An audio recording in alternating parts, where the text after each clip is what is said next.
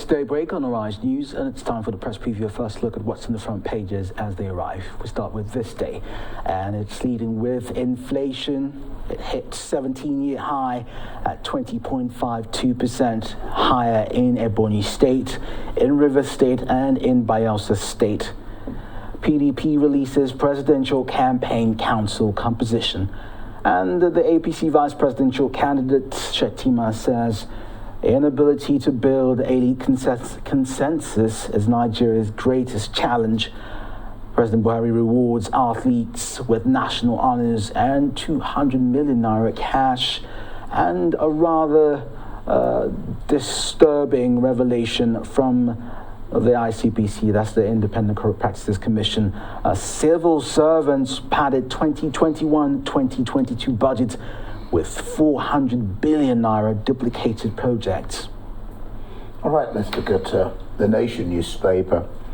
The Nation newspaper, Bode George, why Atiku may lose next year's poll.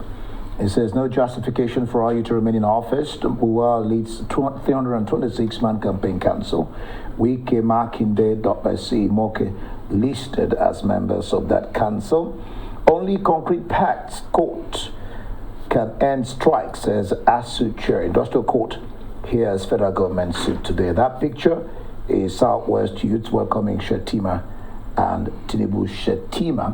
And then on the top mast, Buhari governors Tinubu condole with Akeredolu over her mother's death, and Security Council recommends not force ban. The question will be if it's illegal, how did it continue to exist? And then Nigeria-Morocco gas pipeline project will create wealth. That's an interesting one. The Punch newspaper is also leading with the economics, 20.52% inflation, economic crisis, job losses worsen, food prices soar.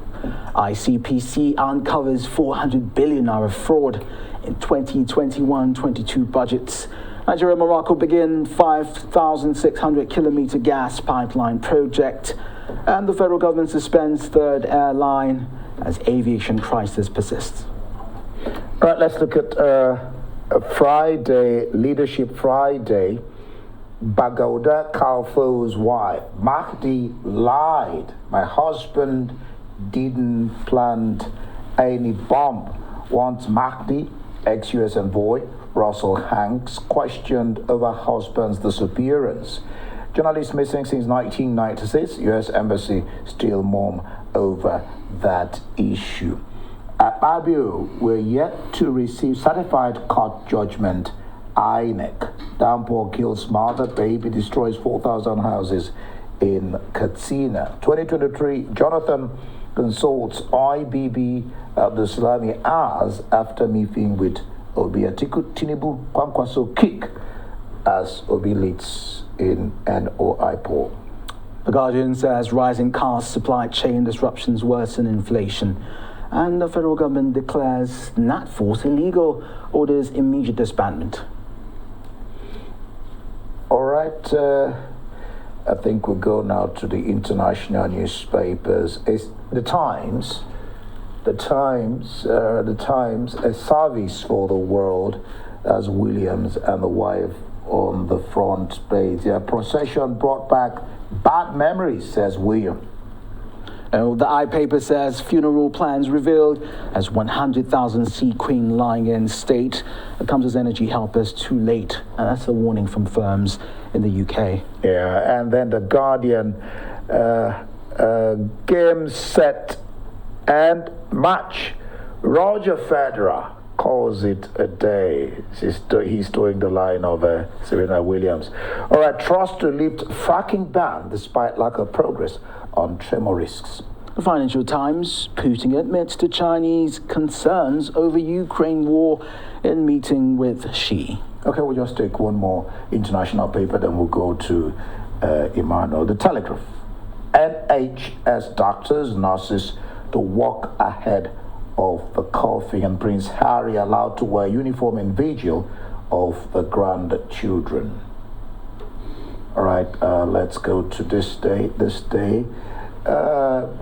All the stories there are quite interesting. Let's start with inflation hitting 17-year high at 20.52% higher in Ebonyi, Rivers, and Bayelsa. This inflation is caused mostly, analysts HAPON need to formulate, implement policies to boost food supply. Is a food supply food push? Then ICPC, civil servants, padded 2021-2022 budgets with a whopping 400 billion naira duplicated projects. The Buhari rewards at least with the national honors on 200 million cash. Emmanuel, glad to have you join us. Yeah. You're still in the birthday mode. Well, that was yesterday. Done and dusted. Good morning, Kenneth, and Good morning. Indy. Good morning. This day had some of the best stories in the newspapers today. You have politics there, you have business there. Beautiful stories. Some of the story, sports too. Some of the story repeated elsewhere, but in a different way. The lead story of these days is a very interesting one. It takes into cognizance the crisis of the inflation, what concerns all of us. And though inflation is global right now, it looks low because you're having all these kind of increases and inflation. In some countries, you have 40 years all-time kind of hike, and even some countries around us. But ours is in Ghana, 31%. Yes, 30-year high. So, and what makes those kind of inflation really serious is because of the time frame with which you are talking about. For the first time. So those are very historic proportions, and they are, apart from the fact that they are historic proportions, they are very, very disturbing. Yes, even if you can hide behind the fact that inflations are global, countries are doing everything to cushion the effect, think outside the box, deal with the situation in such a way that their citizens don't suffer so greatly from the impact of this inflation. For instance, take Nigeria, the crisis of food. There's a lot to do. I just took a trip around some places recently, and I saw the vast land, that Nigerians we have in the country enormously. So talking about food security, that should have been some of that, in place. But the crisis of insecurity, occasioned by those herdsmen attack and the rest, have actually dealt with that. So if we're going to have a famine this year, it will be, or a drought this year, it will be not just because we don't have the resources or the farmlands or even the willing farmers, but because of those crises of insecurity. So some of these crises could have been handled very well. Food should have been a little bit out of it, but you can see from those statistics, those figures, there's going to be, or the prices of food has actually skyrocketed. Services too has gone off the roof. And like one of the speakers in the story, they say that our love, especially for foreign goods, has also increased. So while yes, you can talk about some global kind of tendency to have inflation going around, you can look inwards and see some of the things that we're not just doing right. That if we have done those things very well, maybe, just maybe, we won't be talking about the kind of inflation we're talking about and with those statistics. At least food should have been something that we would deal with, because when you look at our arable land, you look at the vastness of it, you look at the energy of our farmers, and even their commitment to farming, of course, that has been blunted by, of course, a government that is not even really concerned about agriculture, since they can get money from oil produce. So this is and some of the crises around the inflation issue. So it's not just enough to hide behind what is happening globally. It's good to also look inwards to see how we can start thinking of things to really deal with this. And then it's an election year. It's going to, whether you like it or not, indeed, this is going to also become an election issue, a campaign issue. ICPC, Massa, and the largesse to our athletes, encouraging them. Yes, that's a good one. We need to encourage the athletes, but beyond that, we need to also provide the enabling environment to actually help bring out, the latent or potential in these athletes. You find a situation where we are not doing much of that. So rewards are okay, but also creating conducive environment to be able to tap into those potentials, very important. Now that story on ICPC tells you clearly that look, it's not only politicians that are in the game of stealing and padding budgets. The issue of padded budgets has been with us for a very long time. But this story is now there's a new dimension to it. That is the civil servants themselves, who are actually creating the loopholes, pointing to the areas where they can replicate,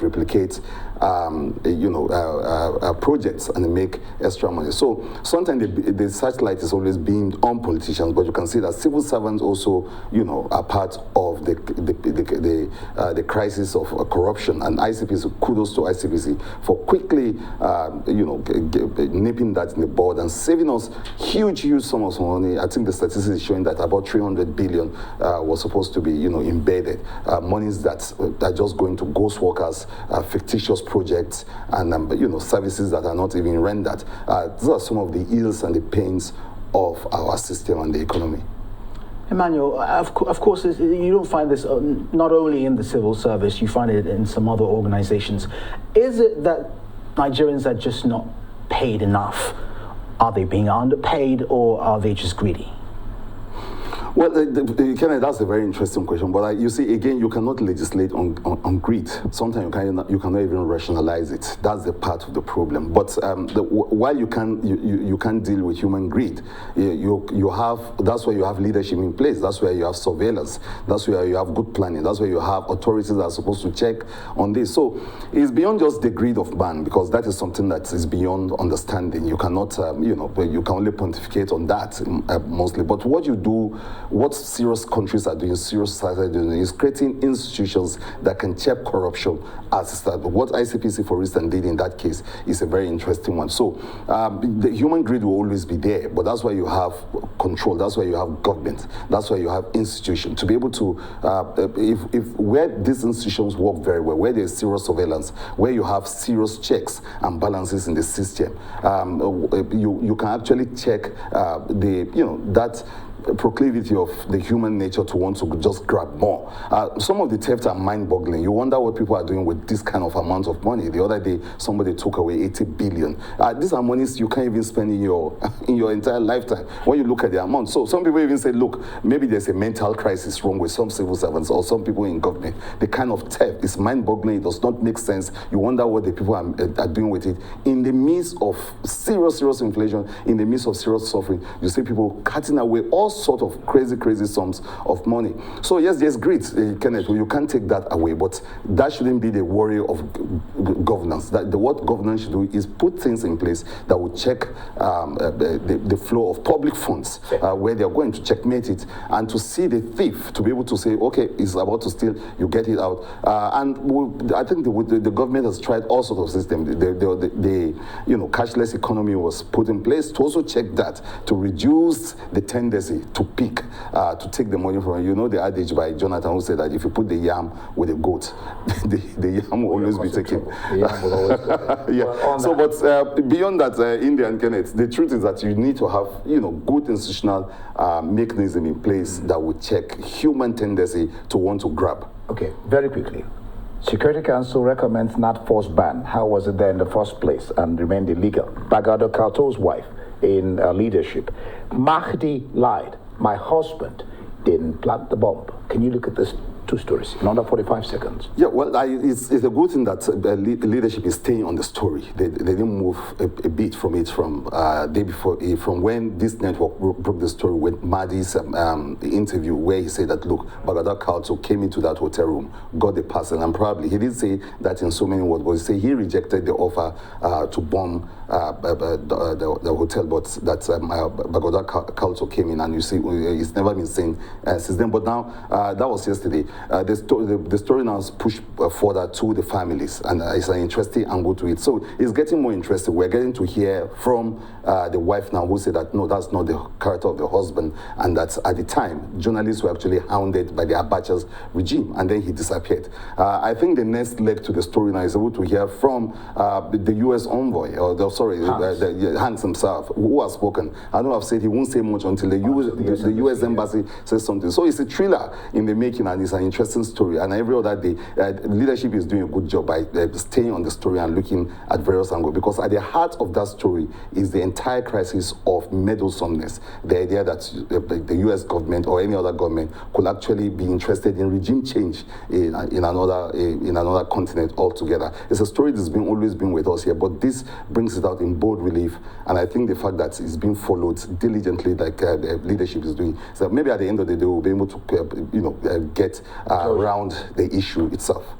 That's a good place to leave it, Emmanuel. Thank you so much. That's the press preview. Let's hear your view on all the burning issues. Follow us on Twitter at Arise TV. You can join today's conversation using the hashtag AriseDaybreak.